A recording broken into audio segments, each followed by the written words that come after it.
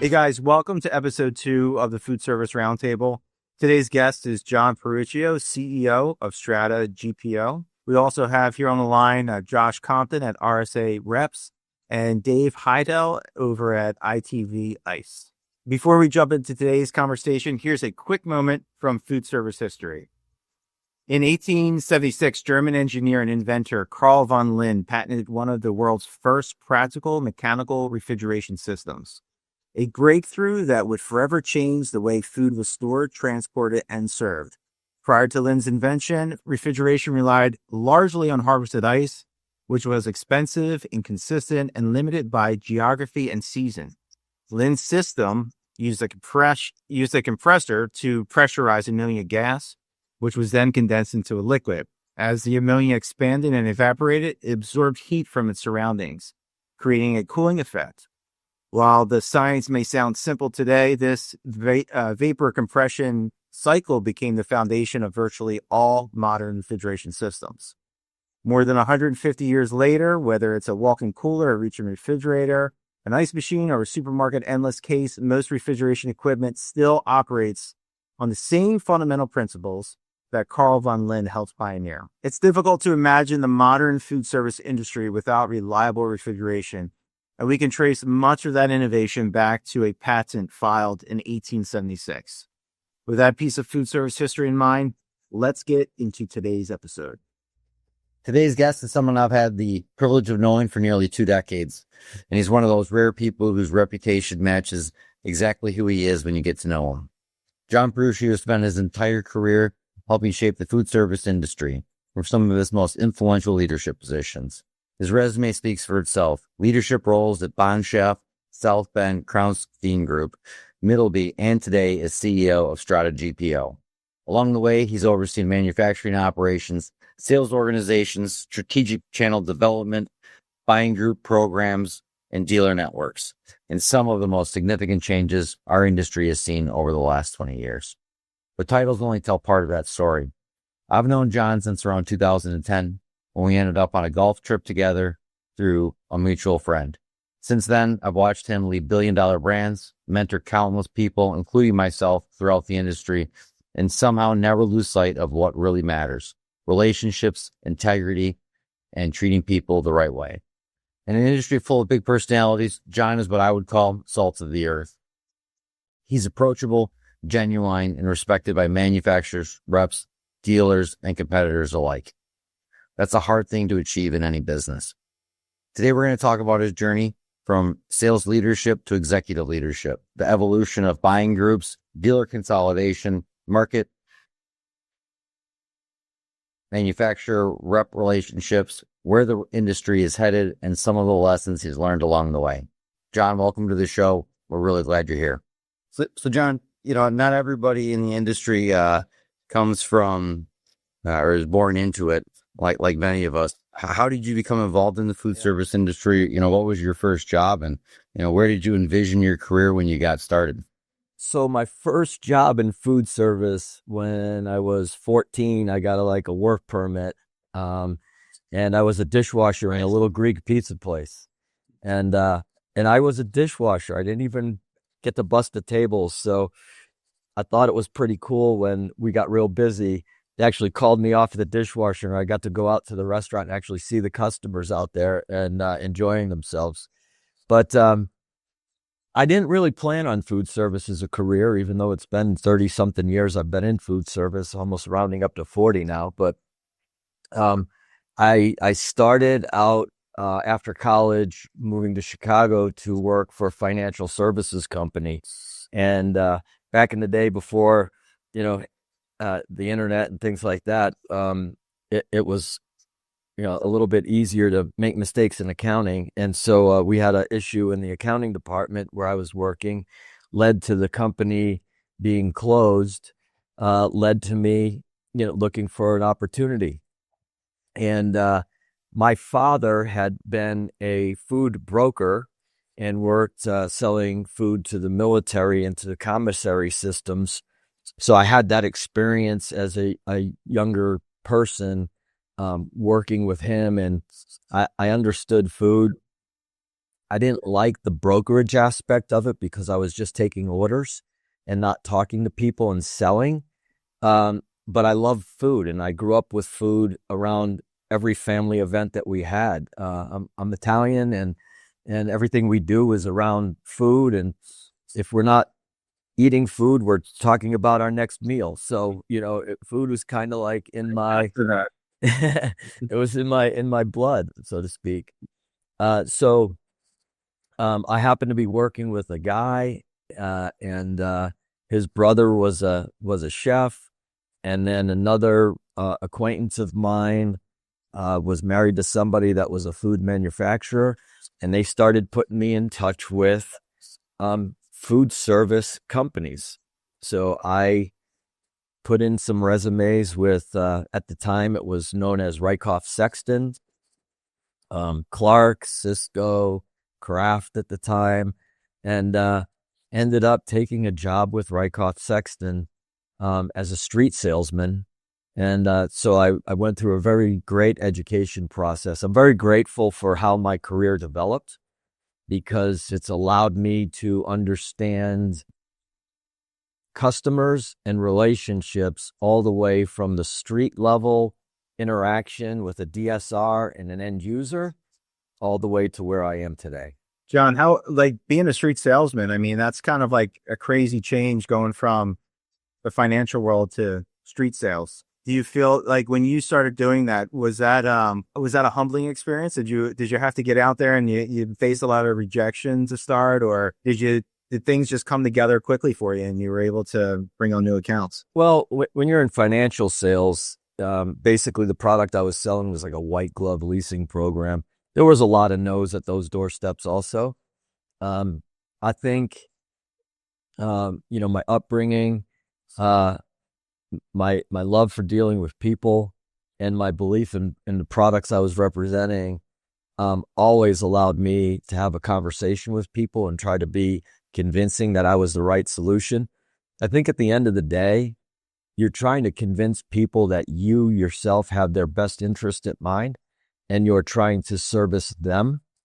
And it is about the product. I think the product brings the interest to people, but I think when people understand the passion that you have for what you're doing, and that there is a true desire to help benefit them and help bring value, that they open up a little bit easier to you and to receiving what you're bringing them.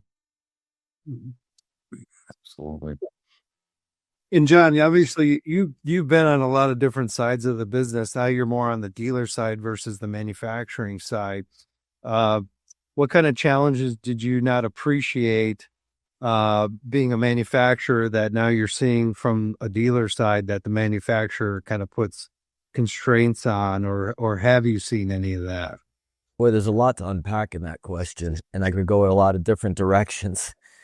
I think one of the things that, if I heard the question right, that the manufacturer puts constraints on, I think the manufacturer in general is asking the relationships that they have with the reps to do more. I think everybody's asking reps to do more. Yeah. Not just manufacturers. And it puts more of a burden on rep organizations to organize, to be able to function, and everybody kind of asking them to do it with less. They're not paying them more to do it. So everybody's trying to refine and become more efficient and push the responsibility. I'm not sure if it's responsibility, but the workload off of them and into somewhere else, because, offices are getting smaller and people want to do headcount reductions, and they want to try to maximize profitability. And especially if you start looking at publicly held companies or companies owned by private equity, they're always trying to fight quarter to quarter if you're a publicly held company, or if it's in a private equity situation, you're looking year over year an investment return, and so on and so forth. So I think that answers your question. Yeah, I think that's a very fair point because, again, we're ITB Ice Makers is a smaller company, and a lot of my contact with, be it dealers and users is through my rep organization. So I have to lean very heavily on them because I don't have the manpower at this point. So there's definitely pressure through the rep organization to fight for my time with those end users, with the dealers, with everything. And we do ask a lot of them. So yeah, it's definitely something that we see. I definitely feel that pressure on an almost daily basis. So I can relate to that answer. So I'm going in the direction of trying to build out as much interior and inside support in our organization as possible to try to, handle all those requests and be able to spend more time in the field with customers. One of the hardest parts of being a sales rep is while you're out on the road, you have all these requests and then the follow up that comes along with it. So if, Joe Dealer is sending me a request for quote on a 40-pound fryer, and I have to pull off to the side of the road and send a quote, to them. It's very time limiting. It's difficult to have a rapid response. So I feel like having the larger inside organization that can handle those responses or those requests with faster responses is really important. And I got that from my experience on the manufacturing side. I had rep groups that had just outside salespeople. And I had rep groups that had great internal organizations. And I always felt that the ones with the internal organizations were the ones that were able to respond the best. Josh, to your point and to your experience you just shared, technology is going to help you get there in the future faster. I think AI, we're working through a process right now where we're going to use AI to quote projects and processes also. So that will help you get there. But it's funny when you said pull off the side of the road. Like I can remember when I used to pull off the side of the road and my objective was to find a payphone with the longest cord because if it started raining, I could at least put my window up while I was talking to someone. And a pocket full of quarters. That's right. It's funny. I don't know how many times, somebody's called me and they're like, what are you doing? Well, I've been sitting in a rest area for an hour answering emails and, doing stuff. I haven't even gotten to my first stop yet. It just is what it is. And John, also to that point, you've experienced a lot of different levels throughout your career, being on publicly traded companies and right in the middle of acquisitions and private equity. So you've kind of touched a lot of those different aspects. What do you feel like with that consolidation, with the private equity money? Do you think it's been a benefit, short term, long term? Do you think it's hurting the industry? Where do you see the end to it? Or is it going to be three companies basically in the entire industry in the next 10 years? So I think like anything in life, there's good and there's bad, right? So I happen to be experiencing a wonderful time here with private equity. They want to come in and offer assistance to run the business and connect CEOs throughout their organization that might have the need to ask questions or try to get a better understanding. Think of it as a think tank group, if you will.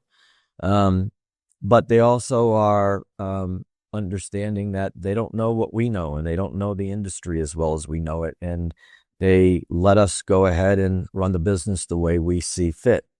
And since I've been here at Strata for the last, almost year, we've actually changed a lot of the infrastructure of how we're supporting our dealers and with the focus of helping them earn and make more margin on each one of their sales. And we're doing that by creating win-win opportunities with our manufacturing partners. So that's not something necessarily private equity understands or knows, but they, kind of said, go ahead and whatever you see is fit to do with the business, do it and create it. And we have, and we've shown some gains through those creations also. So do you find it difficult dealing with the manufacturers when you do get these big conglomerates? Is it tougher because you don't want the whole package, you just want individual companies, or are they willing to kind of work through those with you, or is it take one, take all type thing? Yeah, no, I don't think so. I think, look, I've got some great relationships in the industry. And I think if you're upfront with people and you explain what the situation is, and, we may have a wonderful partnership with somebody that's in conflict with, like your question, a new acquisition, a large conglomerate makes. We can offer them to participate, but we can't guarantee a result. We can offer them our assistance, but we can't, offer a guaranteed result. I think one of the things that is something that we've gotten away from in our industry that I think we need to get back to is education. And what I mean by that is, and this is going to go down a whole bunch of rabbit holes here, and open up a lot of questions, but as our industry advances with technology in our world, i.e. AI, back it up even a little bit further than that, the internet, which is really not that old, right? So it's, say 2010 for a good kind of, stick in the ground. As that has evolved, it's changed the way we've done things traditionally. Prior to that, we were all about getting in person and training and understanding that sales reps knew what our products were and knew what our services were and how to differentiate those above everybody else. When the internet started coming along, it kind of shifted to price. And then all of a sudden now people are throwing prices out on the internet and they became less focused on education. Yeah. And I still think out of everything that's happened in our industry, relationship is by far the most important thing that drives business. And an educated relationship is paramount, because with an educated relationship, you can garner more valued services for the client and more profitability for yourself and your manufacturer. I would absolutely agree with that. I think that if you go back, when I started in this industry, there was a expectation of expertise, that you knew the features and the benefits of a product, how to solve a problem, and come up with solutions that made sense. And I think people were more willing to pay for solutions back then, whereas now there's so many Me Too products. The market's really saturated across the board with options. It's very difficult as a rep to take on a new line because it's almost guaranteed that it's going to compete with something else on our line card, because everybody's kind of branching off and offering more and more products out there. Smallwares manufacturers are now selling equipment, and equipment manufacturers are now selling smallwares. And so it's definitely a challenge. And I think that those people that really truly understand the product, the benefits of the product, and how they can solve problems for end users and make their operations more efficient can still win. It really boils down to the factories, in my mind, being partners to the dealers and making sure that they're still profitable against the internet for a product, because nothing's worse for a dealer than going out and specifying a project and then just losing the whole thing to the internet. I think one of the things that benefited me in my career was I always took the process of wanting to be somebody's consultant, right? I always wanted to be, back in the day, I wanted to be the first call they made when they needed something. So I wanted to understand and have as much information as I could about what they were looking for, and really it was understanding your customer's business, right? So whether your customer is a dealer, whether your customer is an end user, whichever way you look at it, understanding their business as well as they do, so you understand how to help them. And if they had the sense that you were looking out for them and that you knew how to help them, they would always call you. Now, I might not have always had the solution for them, or I might not have had the product for them, but I did know where to go get it. And so I would either go get it for them myself, or I would give them the contact and the information and network I had at my disposal to give them the answers. And I never worried about somebody working around me or somebody taking over my spot as that person in the account, because I always wanted to be able to provide those results and was able to. And I think people saw value in that. And I think also people are willing to pay a little bit more for that, that knowing that somebody is there watching out for their business, guarding their business, having their best interests. Profitability is not a bad word. I don't think enough salespeople think about profitability. And honestly, I don't think manufacturers do enough to protect profitability in the marketplace. John, what would a manufacturer do to protect profitability, in your opinion? Well, I think one of the things you have to do is you have to be able to really analyze the marketplace and understand the product value that you have. Are you sitting around at the end of a quarter dialing for dollars and trying to make something happen, or are you standing firm on, your sales process, the demand that you're creating, your relationships, and letting that happen? If you're just going to go out and ask for orders because you have to make something happen or fabricate a month or a quarter, then you're just teaching the environment to react in a certain way to you. And you're teaching that, I'm willing to give away to get some more. And that sometimes is just a product of poor planning or poor results. I mean, if you have a game plan and you're going out to work your game plan, and let's just say your success rate is 20%. If you're making enough sales calls and doing enough things to get what you need to at a 20% return rate, then you should, feel that is going to happen and come to fruition.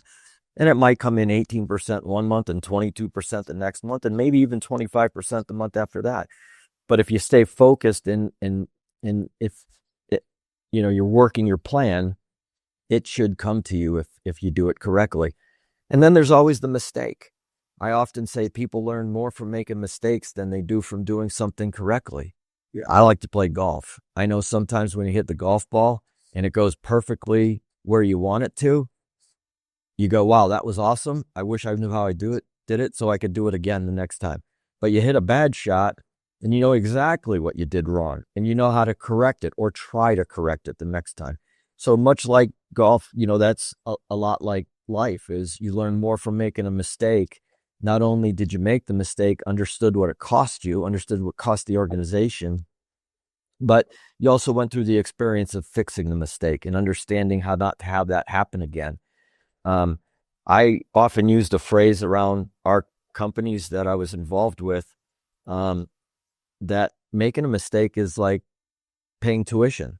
You go to college to learn something. You go to school to learn something, and you pay a tuition to go to college.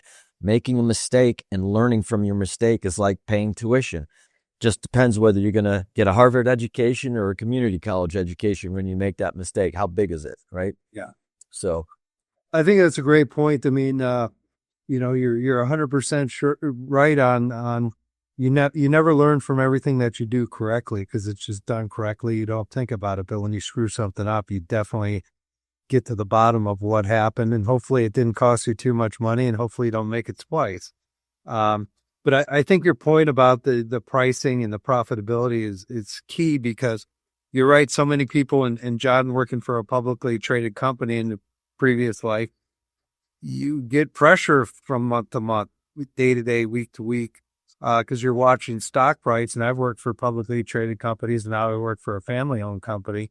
And the focus isn't always on the day to day. It's more, what are we doing for the month, the year, the quarter, and 5 years from now, which makes it nice. But you're right. We sometimes get pressured because the month's not looking great. What are we going to do? And then you just start throwing out discounts, trying to make that number. But now you've cheapened your product, not for the month. You've cheapened it for 6 months, a year. So you've changed your strategy for short-term gains for an unforeseen amount of time.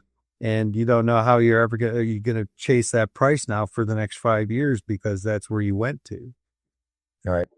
Or be it some people do terms or you do things, and now you start screwing up all your accounting trying to chase that 1 month or that 1 quarter, and now you can't get yourself out of it. Yeah. And the marketplace remembers. They know. They always remember. That's why I always say, if you offer something, just be prepared. That's permanent. And also, I think it's interesting, with your sayings, I tell my people, whether it's the service department or the accounting department, blocking and tackling. It's the fundamentals, block and tackle. Somebody calls, you don't have the right answer, call them back, get the right answer. And if you just do those basics correctly, everything else kind of starts to fall into place. John, you led a lot of organizations ranging from South Bend to Middleby to now Strata. What would you say separates great companies from average ones? It's the people, it's the culture that's created inside. It's always about people, and it's about the leadership that can create the culture that helps those people come together to form a tight organization. You're always going to have I think one of the hardest things to accept as a leader, so I came out of sales, right? And so the sales side of the business, and I still see myself as a salesperson, but the sales side of the business, you're always chasing a number. You're always trying to do better than you did prior year. You're always trying to grow. You always want to try to say, how could I have done it better? Even when you're successful, even when we've had the best years at some of our companies that we've ever had, record years, record growth, record earnings, you still made a mistake or you missed something along the way. And it's that refinement of trying to get better and wanting to get better. And some people don't understand that. And that's okay. We all kind of, I think as when we're on the sales side of the business, we talk about A players, B players, C players, and we kind of, look at everybody's, skill level, talent, drive, personality, what they bring to the game. But one of the things that was, I think categorizing myself as an A, not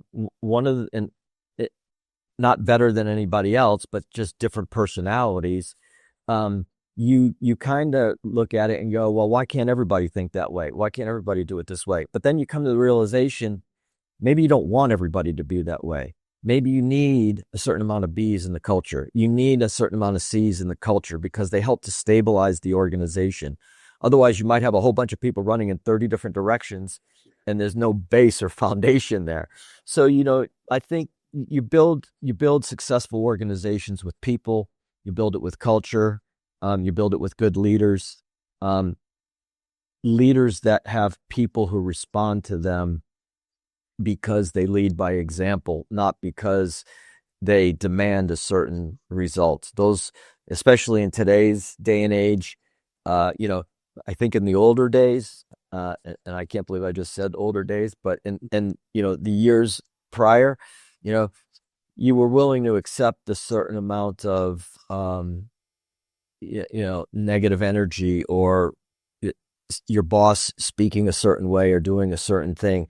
Today, forget about it. If you're either somebody's down the hallway into HR or they're out the door and finding a different job, they'll leave without even having one, because they feel they want to be treated a certain way, and they should be treated well. But that's what defines, I think, organizations today is leadership, being treated well, but it always comes down to the people. Absolutely. So one of the things I think probably is really interesting for you is, when you were at Middleby, while they're partnering with a lot of people, I would say that they're not partnered with everybody in the industry. And Strata has a very diverse membership group of dealers, from, small mom and pop family owned businesses to some very large organizations. And then some, with the NISA acquisition, a lot of broadliners and, C-store providers, so to speak. How has that been, getting to know those different types of businesses that you may not have been dealing with at the Middleby organization? Yeah, well, at Middleby, so I ran all the buying group relationships at Middleby. So I've dealt with all different sizes of dealers throughout my career. I've dealt with, dealers that buy like 2, 3 orders a year or 2, 3 products a year, or, dealers that buy $200,000, $300,000, $1 million a year, in product from me. I think it's all about understanding people's needs and understanding what you can fulfill in people's needs and how you fulfill them. And it's about understanding your product and where it fits and how you can serve people with it. John, can you tell us about a time when your back was against the wall, when the conventional playbook wasn't going to work for you and you had to innovate, pivot, or completely rethink your strategy to overcome a major challenge at a company that you were leading at the time? Back in 2007, I was a VP of sales at South Bend. And the gentleman that was the president at the time was trying to figure out how to grow the EBITDA line on the balance sheet, in the P&L statement, excuse me. And the idea he had was, we're going to eliminate the commodity product from the offering, which is about 30% of our business at the time. And I said, you eliminate 30% of the product in the least profitable part of the product line, fine, but it's going to be more like 40-45% that you're going to lose, because people that are supporting that part of the product line now are going to not be able to start with your product and upsell and or add in your better products to the offering they have. They're going to start somewhere else with somebody else. So an interesting thing was happening at that point in time in the industry. At 2007, in 2007, I happened to go to FIDA, and there was a lawyer that was speaking about minimum advertised pricing. And our industry hadn't done that yet at this point in time. It was being used loosely with I guess, premium brands on the retail level, but it wasn't being used in the food service industry. So I kind of crafted this idea, and I said, look, let's take all of these quote unquote commodity products, let's put them on a sheet of paper, and I called it the Cornerstone program, but Yeah. we you remember that? So we created this Cornerstone program of all these products, and we put them on there, and we put if you bought X, this was the column you purchased in. If you bought Y, this was the column you purchased in. And this is the minimum advertised price. And it's the first time we introduced minimum advertised price. And so I said, look, here's the thing. And I was just betting on myself and betting on the opportunity, and said, look, if it works, then we've solved the problem, and we can, get the margin we want to get for our product. And then everybody knows fairly where they are in the marketplace, and we keep the sale price up here so people know what kind of margin they're going to make. If it doesn't work, we throw it all out and you get what you want anyway. And so it ended up being kind of the beginning of minimum advertised pricing in our industry, and where everybody went. And then we went to in-cart pricing, because, one of the things I've learned, I'm sitting here and, naive me, I'm sitting here trying to create protection barriers for dealers to make margin. And then all I have are dealers trying to figure out, how do I get around the barrier so I could sell it at the lowest price and get the order? And I'm going, geez, how do you keep people from slitting their own throats sometimes? But, then we came up with in-cart pricing in this, and monitoring certain dealers that were on the internet, and so on and so forth. But that, I would think that was probably the most significant, to your question.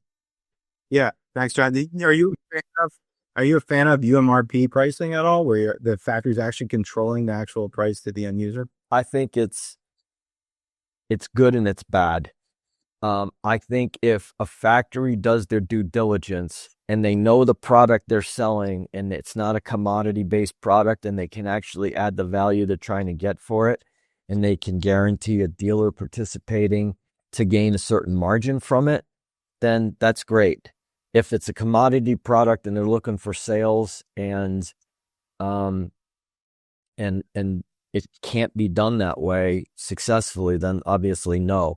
I think one of the things people make mistakes about, and it's not just our industry, it's in general, is they try to, have this one blanket solution, right? They try to take this one blanket and throw it over every problem or every opportunity and think it's a cure-all, and it's not.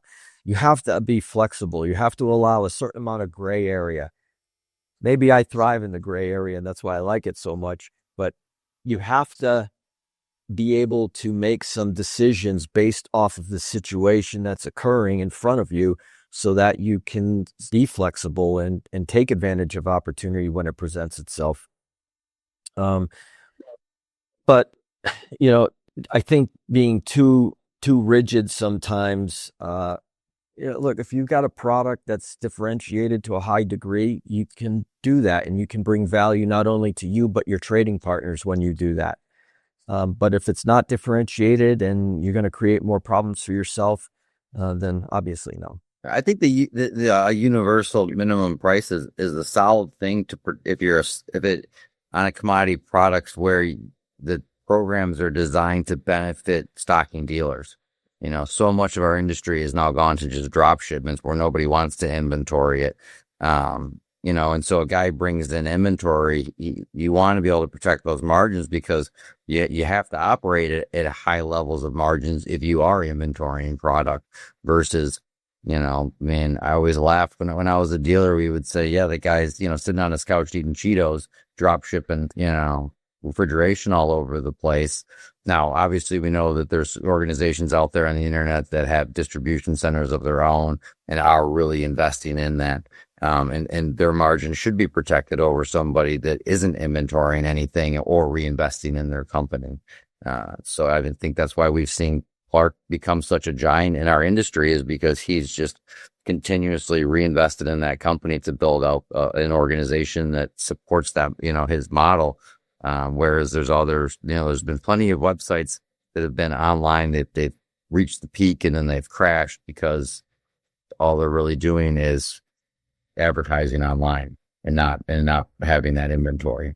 You do make a good point. Like there's a couple of instances in our pricing environment where people should be rewarded, right? They should be rewarded for volume, right? And so we have functional discounting in our industry. They should be rewarded for specifications, and we have specification credits in our industry. They should be rewarded for inventory, right? For taking inventory and not putting their money in the bank, but putting it in your product and putting it on their showroom floor, right? And that kind of is a form of specification, right? I've invested in it. I put it on my showroom floor. My customer sees it when they walk in the door, and therefore that's my spec, right? I'm pushing it out there. So we have to, as manufacturers, look at the value each one of those things brings and assign a point value, if you will, to it. But there's also one that we don't talk about that often, and that's share of wallet.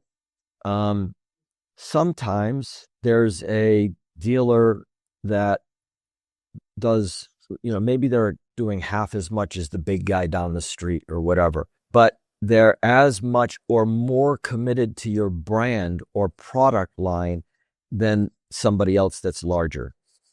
You also have to figure out a way how to make that situation work, because if they're committed at 90% of their volume and that's what they lead out of the box with, that's, you're either going to gamble that guy's going to grow and he's supporting you, or that you just say it is what it is. But it takes somebody unique from a VP of sales level to be able to understand the marketplace and really read all those tea leaves and put pricing out there and write programs that make sense. Because if you're not writing a program that protects the small guy from the big guy when the small guy is the one specifying it and the big guy is just the one quoting on it, then you're kind of missing the opportunity to grow at both ends of the spectrum. And you're kind of leaving out part of your opportunity to grow your own business. And you can just focus on a large dealer if you want to, or a larger dealer or a larger part of the market, or chain accounts if you want to. But realize you're missing part of an opportunity to grow your entire business. And often what I see people doing, especially on the manufacturing side, is they look at headcount and they look at, sales force and where to go. It's like, listen, I'm just going to take a fewer people and focus on the meat of what I know our industry is or where our opportunity is, and I'm going to ignore the rest of it. And you just, unfortunately, ignoring the rest of it, you don't know where the next opportunity comes from. It could come from some of these smaller people. It could be people getting promoted from this job to that job, moving from this organization to that organization. So I've never been a proponent of trying to segment my effort. I've been a proponent of trying to be as involved everywhere I can be and being as balanced of an organization as I could be. John, would you, at South Bend, for example, would you sell to non-traditional distribution channels such as sell direct to brokers, food brokers, or broadliners, I should say, or say, for example, refrigeration, cooking equipment repair companies? Yeah, so we did that. We had it. Everybody had to have an account to be set up with us, but so we were part of the NISA and Unipro organization. So we did sell to food broker or the food channel, I guess, if you will, broadliners. Excuse me. And then I did have some service agents that bought from us. But it's kind of a difficult conversation to have. I am very comfortable having the conversation. I think over the years, other people have made the conversation very difficult for manufacturers to have. I'll give you an example. There's a very large dealer in Ohio, and past management of that dealership used to get angry if you were going to sell to a service agent, or if you were going to sell to another channel in our industry, or like to a consultant or a consultant group that was trying to put together a project for somebody. However, they had no problem themselves owning a service agent and going out and doing service work, or hiring a consultant to do design work and going out and selling in, that design program, or having them work inside their own organization. So, I guess you could say a little hypocritical. Everybody's looking for a way to grow. Everybody's looking for a way to be more to their customer. I don't think it's a bad thing to offer extended services or limit and define yourself of who you're going to be and who you're going to sell or not sell. I look at it like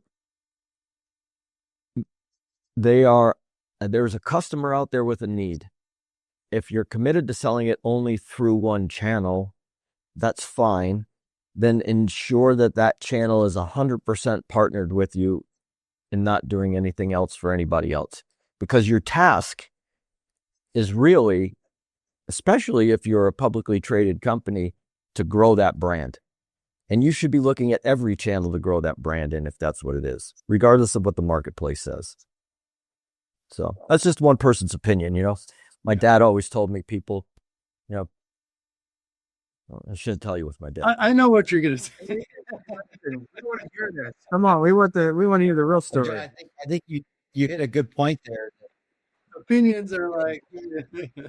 Yeah, that's right. Everyone has one. You hit a good point that, that same person, might own a service agent or a consultant, but that, that same person that's complaining that you're selling to somebody else has no problem swapping your product out on a spec to make a little bit more money or margin engineer a project.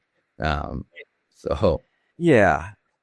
I mean, look, there's like service agents that have, come into the dealership world because the customer trusted them and the customer went to them and they valued their input. And so they said to him, hey, can you sell me a replacement ice machine? Can you sell me a replacement piece of refrigeration? Can you sell me a replacement fryer? He didn't say, can you design a whole cooking suite for me? And so that's what a dealer's for. But you do start to find these lines that are blurring, and I don't think there's anything wrong with blurred lines. It's trying to service them and still be true to your partners that you're there to help them grow.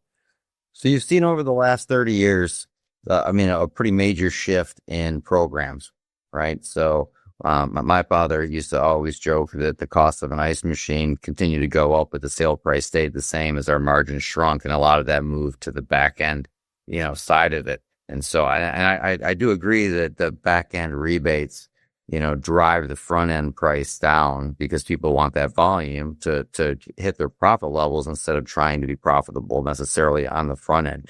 Do you believe that rebates have been a positive or negative for the industry? I think sometimes, okay, there's a lot to unpack in that question because there's a lot of different situations in there. I'll tell you the one that's plaguing us right now that's the most impactful to your question. That is, manufacturers have created programs, and there are certain dealers in the industry that are now offering sale of a good or an item to the marketplace and are offering it at or below what their cost is, inclusive of some of their back end rebate. Yeah. And I think that is not only distasteful, that it's dangerous, and it impugns the integrity of the brand that they're representing. Why do I say that? Because if that's where the brand was supposed to be priced in the marketplace, then that's where they should be priced in the marketplace. Okay. And you're just saying that my brand doesn't have this value I'm asking for it. My brand really only has this value. So either your programming's wrong or your function is wrong, but something is wrong with what you're doing as a company if that's what you're allowing your dealers to do or redistributors to do in the marketplace. I kind of saw years ago when I was on the Broadline side. So Rykoff Sexton, I don't know if everybody knows this. Rykoff Sexton Rykoff was an equipment company out of Los Angeles. Sexton was a food company out of Chicago. Rykoff bought Sexton back in the 60s. But that company ended up buying U.S. Foods. At the time was a regional player in the Southeast and in Texas, Oklahoma area. And they ended up calling it U.S. Foods because it was more nationally known at the time. We also bought a company back then that was called Next Day Gourmet, and they were a catalog house out of Minnesota. Yep. Right. And it was kind of like the older version of Central Products that we used to know before the internet came around. Catalog house. Right. So what happened was, you got to think back. This is way before the internet. This is way before consolidation. This is, before private equity, before, multiple Ali Group brands and Middleby brands and all these other kinds of things. There were singular brands out there and singular dealers. And so what happened is, and I kind of wrote a lot of these national account programs to restaurants. And as a broadliner, we're writing these programs and we're saying, okay, look, at the time it was your dry goods are cost plus 7%, your produce is cost plus 9%, your janitorial supplies are cost plus 12%, your frozen foods are cost plus X. Then the customer starts asking, well, you've got janitorial supplies, how about glassware? Can I get that? Sure. Look, 15% is a terrific margin, right? So when you're a food guy and you're working on single digit margins. So sure, cost plus 15. We're throwing, cost plus out there. Well, at that time, the rest of the world was selling it at list and at, list minus 30 or something like that. So cost plus all of a sudden became like a really, really low price. Yeah. Not only that, but there was kind of a little bit of a back end rebate. Now, on the food side of the business, the rebates are much smaller. So maybe there was only a 5% rebate or something like that. So when the rest of the world kind of ran into this pricing scheme that hit the marketplace, they kind of went back to the manufacturers and said, hey, what's going on? You need to kind of even this out. And all of a sudden, the back end started to get a little wonky.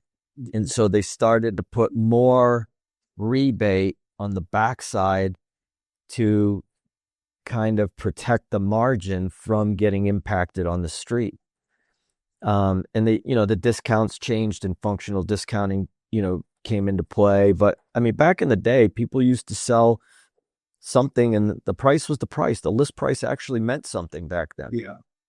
It wasn't a multiplier of, 50 and 10, 6 and 3 or whatever people see.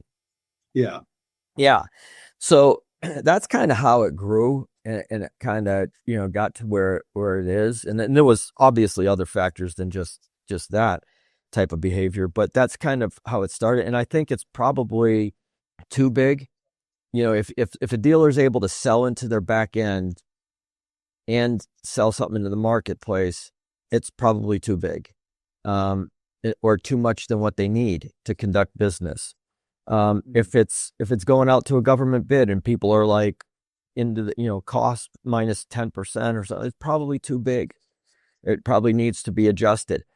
How it gets adjusted, I think you have a better chance of putting the genie back in the bottle, to be honest with you.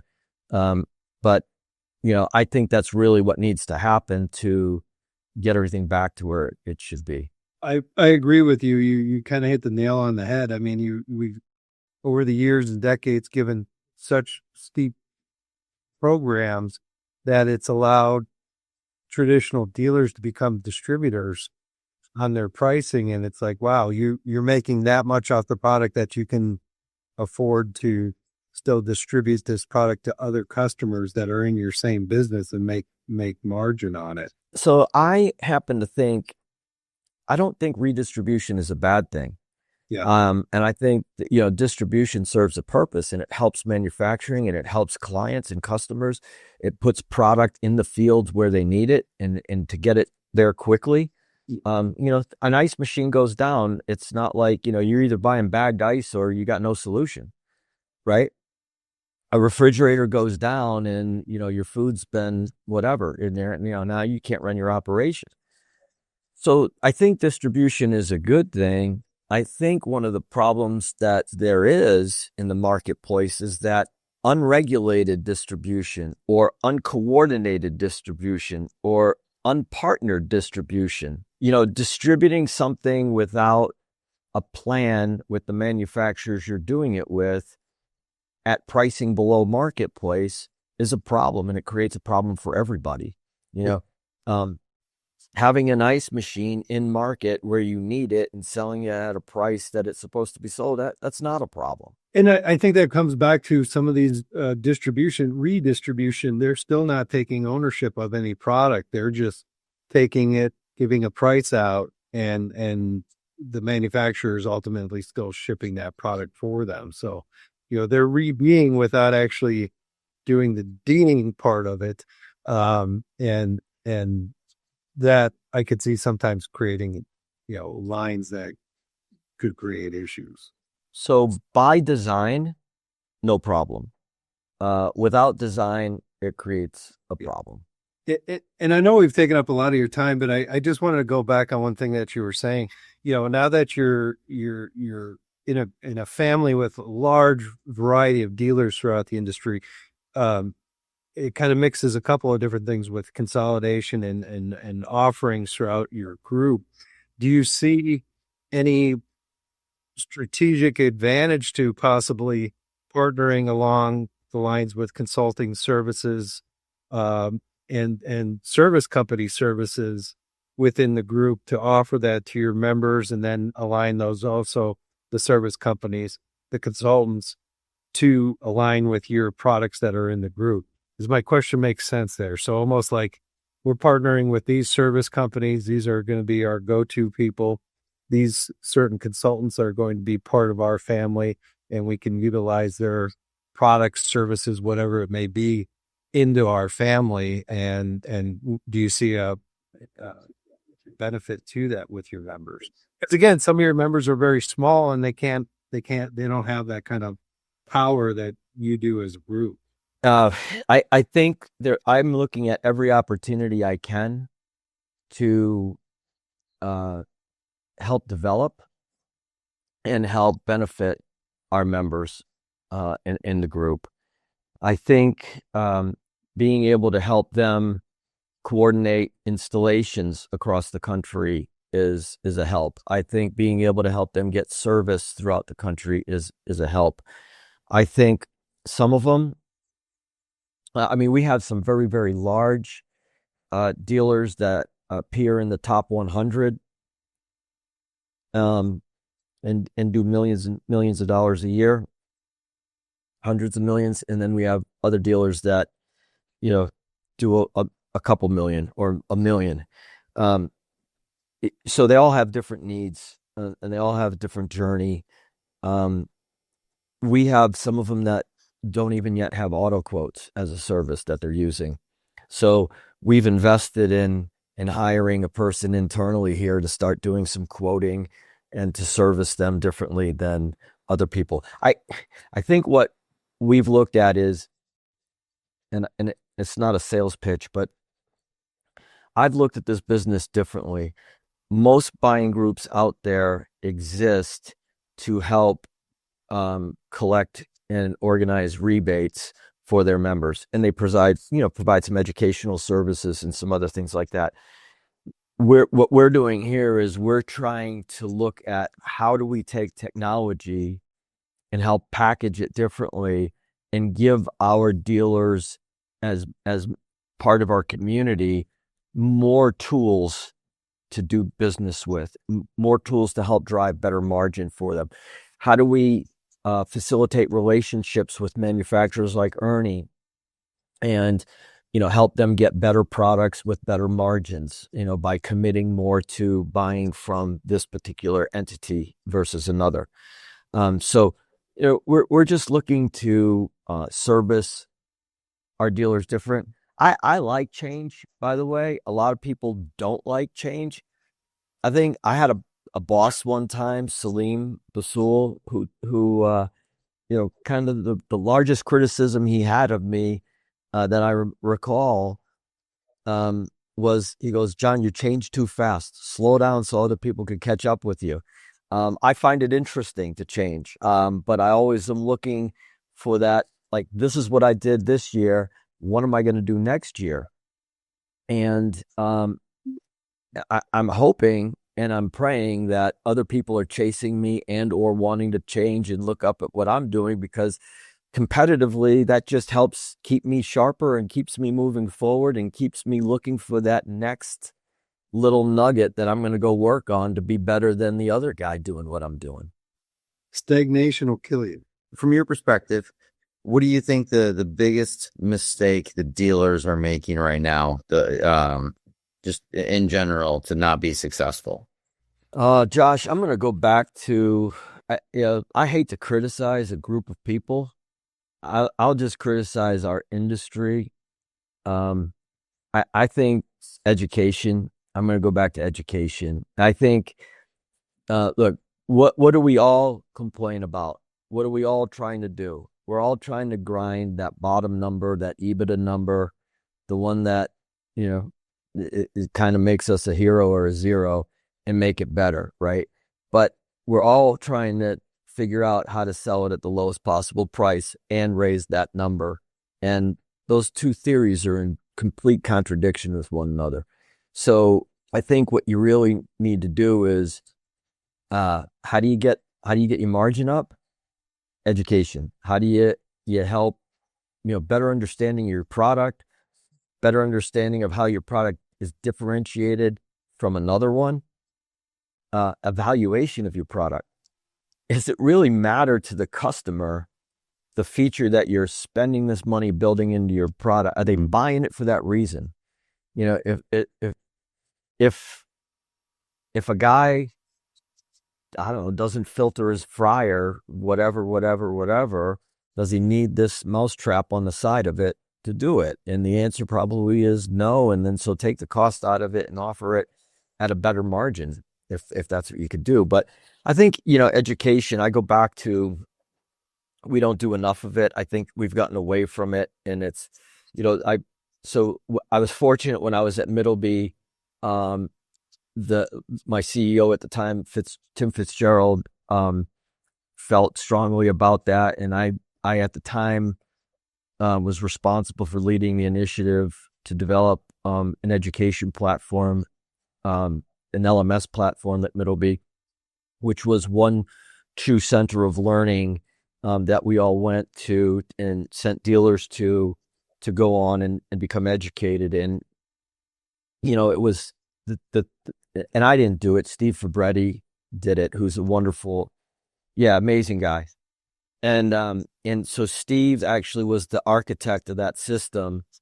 And one of the things that we agreed on at the onset was, and I think COVID taught us this, was that, we don't want it to be a flat PowerPoint presentation. We're not going to engage anybody by doing that. We're not going to just, you can watch this 30-minute commercial if you want to, but that's not real engaging. So we cut it down to like 60-second, 90-second snippets of meaningful, impactful, hard-hitting information that had lasting impressions in what it was saying. And we kind of gave quizzes throughout the process to help people really, it's kind of like if you read it, if you said it, if you wrote it, if you heard it, if you did it with 2 or 3 of your senses, you would remember it easier. And so, we made sure people read it. We made sure people heard it. We made sure they engaged their brain in taking a quiz and selecting the right answer with it and wrote it. And so the retention was there. And so, if you're hitting people with 60-second, 90-second snippets and the retention is there, then hopefully by the end of it, they're out there better educated, selling your product, and hopefully making more margin as a result of being able to, represent. One of the brands that we represent actually incentivizes the dealers with an additional standard discount if they allow for training. So if they participate in a regular training cycle with their staff and that brand, they're incentivized with extra points in order to do that, so that their staff is educated and they know how to sell the product, which I think is a really cool thing. Yeah, and there's all kinds of LMS platforms out there now where you can, I think the correct terminology is gamify the experience.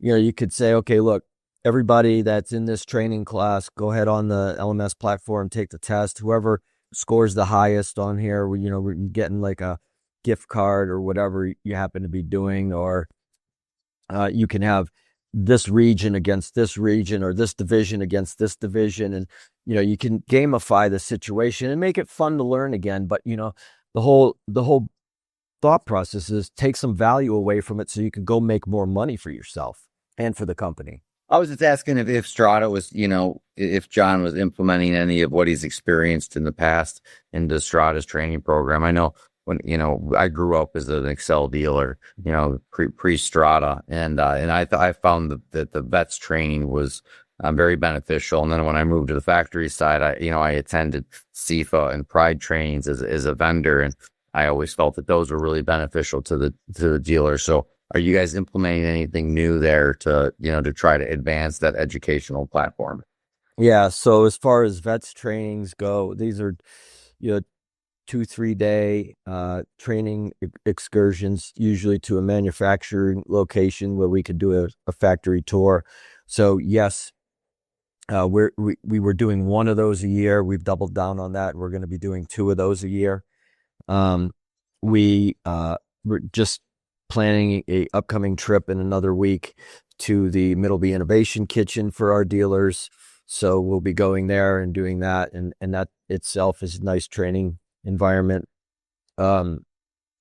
We are doubling down on our LMS platform. My experience with Middleby and with Steve, transitioning that over here.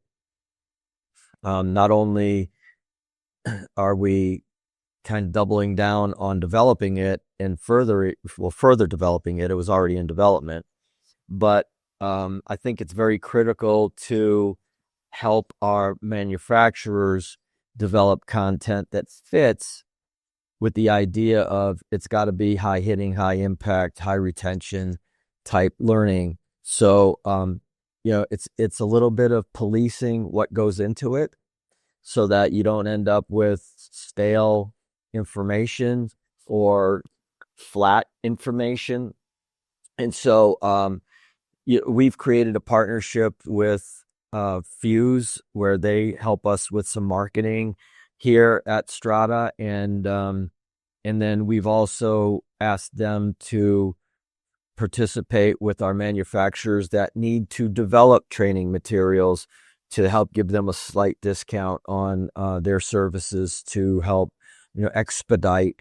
Not everybody has a ton of marketing money, but I feel that education is something you really can't skimp on because it is your sales. It is part of your sales force, and arming people with information. So those are the things that we're doing at Strata to kind of differentiate learning and training. Some good stuff, John. I appreciate you, hearing from you about how education is really a cornerstone to, the sales cycle and success. It's just, I think it's important for us to be reminded of that because, sometimes we, in the busyness of running a business, we forget to actually come out with new resources for education. So I wrote that down, and I'll be getting back into that with my team later. I'm going to bring that up at our Monday meeting. So I appreciate. Well, Ernie, I kind of like learning. I'm not necessarily a book reader, but I do listen. I do employ the age-old sales tactic of, God gave you 2 eyes, 2 ears, and 1 mouth. Use them all proportionately. So I do listen and learn that way. And, like when we had a conference and you had product out there, I learned about what you were doing with your refrigeration and what makes your refrigeration different, and how it was better than other refrigerations, and the employment of the monoblock system and how you're things like that. And so I think everybody needs to know that to be able to sell better products in the industry. Yeah, I appreciate that, and I appreciate you giving us the platform and the opportunity to do that. So John, we're getting probably close to time, so we're going to just kind of wrap this up with some more questions, but finalizing our questions here. But what is one piece of advice that you would give your 25-year-old self? And what are some of the greatest insights that you have learned about yourself since you started in your 20s? Geez, Ernie, that's a stumper for me. I don't know if my 25-year-old self even knew who I was at 25. Answer? I don't know I don't know that one. Okay. Yeah, that's sorry. Well, it's all good. I'm going to just do a couple of rapid fire questions at you, and just, as 1-word answer, a couple of words, whatever you want. But actually, what is one company that you admire the most in the industry? In our industry? Yeah. Well, I'll tell you what. Let me just tell you about a company I admire. I admire Amazon, and I'll tell you why. Because not only did Amazon have a belief of what they should do, they've never wavered from it, and they've never succumbed to, like, you don't have to have the cheapest selling price. Amazon is not about the cheapest price. It's about providing a valued service to somebody. And what I like about Amazon is they make everybody else think different. And because you and Dave and Josh and I get to go on Amazon and have a unique experience of something being ordered and delivered that afternoon, they have just taught us as consumers to expect differently. Like, don't expect services that are superior, inferior, to seek out a better experience. And what they've taught us as business owners is to get our stuff together and to be able to service our customers better so that they have better experiences with our product. And if you can do even a little bit of what they're doing, you'll be very, very successful moving forward. They set the bar high. Yeah. And in today's world, it's not about, the last convection oven you bought or the last range you bought or the last refrigerator or ice maker. It's about the last experience you had buying something. So it changes the game a little bit. It changes the expectation. It blurs the lines, which I think make us all sharper, better. The people that are competitors are going to compete differently. The people that aren't, they're going to go find something else to do. It's a good piece of advice there. All right, some fun questions here. Coffee or cocktail? Coffee. Beach vacation or mountain vacation? I live at the beach, so I'm going to say mountain, just a vacation. Okay. But I'll say Sicily Mountains. How's that? Oh, there you go. True Italiano.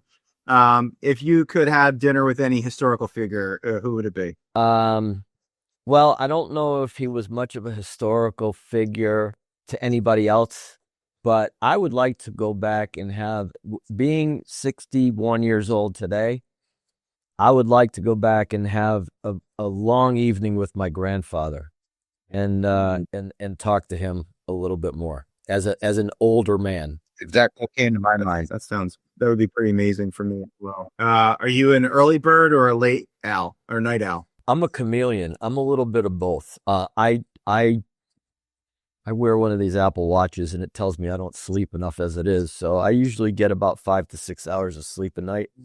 So I kind of do a little bit of both. What's your favorite city in the world? My favorite city in the world has to be Paris. And since the question was city, I'll say Paris, not town. But okay, it has to be because I've had amazing visits there, and it's usually about people. I was there with my wife Tina, and we just had an amazing time over there. What I like about foreign countries too is not being very fluent in French means you don't have to hear or listen to a lot of the conversation that's going on because you don't understand it. So you can really focus on what's in front of you. The beauty of the old part of Paris and the beauty of Paris and the movement of Paris, but also the people that you're with and spending time with. So had one of my best vacations there. My wife is a Francophile and she's out there like at least once or twice a year. And I'm trying to push her more towards Italy. And she's always like, let's go to France. So we've been there a few times. So just a few more here and then we'll wrap it up. What's something most people in the industry don't know about you? Some people know this, maybe not a lot of people, but I've got over 2,500 dives as a diver, as a scuba diver. Wow. It was just something I did quite frequently for a long part of my life. My wife dives too. Have you dove in the Galapagos at all? Not in the Galapagos. I have dove around the world, Greece, all over the Caribbean, a little bit of the Mediterranean, Hawaii, Bora Bora, around the United States. But, wow. I've done a lot of, a lot of underwater photography, a lot of spearfishing. One of my favorite spearfishing experiences was off of the oil rigs in Louisiana. That was pretty interesting down there. Done some deep dives in different places and things like that. That's awesome. I can't pressurize. I don't know about you guys if you've ever tried, but I cannot do it. I'll go snorkeling while my wife is diving. So I'm usually up at the top. Yeah. So let me see. One last question for you, unless you guys want to ask any random question before we wrap this up. You go with your last question. Okay. This is a fun one. If aliens landed tomorrow, what's the first question you would ask them? Well, I was hoping that wasn't going to be a question. This is get an existential question for you. Boy, I'm not much of a space guy, so I don't know. All right. What's the most overrated business or our industry buzzword? Oh, 100%. Just saying 100%? Yeah, 100%. Okay. Like, can we think of something a little more creative to give us an answer than 100%? Are you shocked at the amount of people that are blessed on LinkedIn to have attended a trade show? Yeah, there's so many people. Yeah, I'm just, when you look at LinkedIn, are you shocked by the amount of people that are blessed to have been at a trade show? No. That's mine. Is the blessed. I'm blessed to be here. Like I've been to trade shows. Oh, blessed. It's not a blessing. No. Oh, sorry. There's sarcasm in that. Yeah, the sarcasm there. I didn't pick that up. Yeah, I didn't either. One final question, then we'll be done. I promise. So, what's in one industry prediction for the next 5 years? We're gonna call you 5 years and see if it came true. So, better get it right. It's not a prediction, but it's what I'd like to see happen. Is I'd like to see the manufacturing community in the dealer community as a whole not collude, but work together to improve margins for both sides of the marketplace. And I know it can be done. I think we can all get behind that. It's just resisting the temptation to allow things to happen that are not designed to improve the quality of transaction. That's something really to be I would look forward to that as well if it could possibly happen. It's like but I feel like it's almost asking for a world peace though. But it is, yeah, because somebody wants to be the first one to race to the bottom, and then you do have the complications of, well, we could do it in American manufacturing, but then there's imports. Can you do it with that, or can you not? Or there's this company's not part of this. So I don't, it's a tough pill to swallow, but if people would invest more in their education and their product that way, I think it's possible. Hey, this was a great conversation with John Perrucio. I hope you guys enjoyed it as much as we have. If you liked the Foodservice Roundtable podcast, please remember to hit the subscribe button. Until then, have a great day.